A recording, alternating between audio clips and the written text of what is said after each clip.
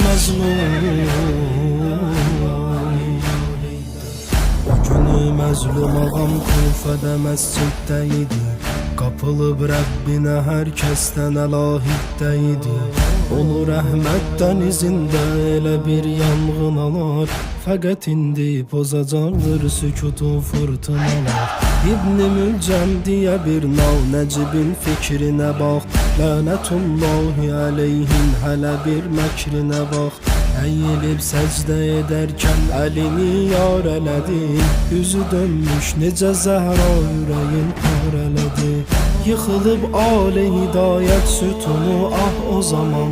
Ağamız feyzə çatır mahi mübarək Ramazan.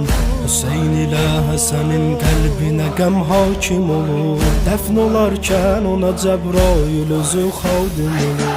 Cəm olub izdiham arxa mələkutun tərəfə. O yetimlər atasını dəfn eləyirlər Nəcəfə. İndi gəl fikr elə gör haləti Zeynəb necədir. O xanım Fatimənin qoyduğu məktəb necədir. Necə olsun ürəyin dərd bürüyüb, qəm bürüyüb. Acı həsrətdə dolan gözlərini nəm bürüyüb. Bu qədər möhnətə Zeynəb necə dözsün anasız. O gecə qaldı bütün əhli müsəlman atasız. Əşhədü ənnə Aliyyən vəliyyullah.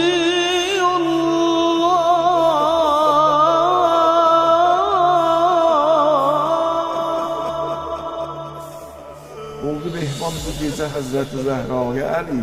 Lalə qanından aparır dəstə gül ehraya Əli. Fatibə sinədən oldu, Əli başdan yaralı. Tapdılar bir-birini, vaxtı o başdan yaralı. Tapdılar bir-birini, vaxtı o başdan yaralı. Görüşən ləhzə dolub, gözləri yaşdan yaralı. Üst təlağından ötür, verdi dünyaya. Sən bir saydığını say, o fələk gör nə sayır. Bunu Şam əhli duyarkən belə bir şaya yayır. Əli qılmazdı namaz məscid ara, Heydər ara. Əlinin qətli hara, mehrab ara, minbər ara. Bunu bilmirdimi bəs Şamdakı bədbəxt cəmaat. Əli haqqı ilədi hər an əlisiz yoxdur nicat. O ki öz qatilinə qarşı nəzakətli olur. Qoruyur haqqın onun hər dəm ədalətli olur. Amma zalimlərə qarşı hər an üsyandaydı. Bir ömür eşq ilə haqq uğruna meydandaydı.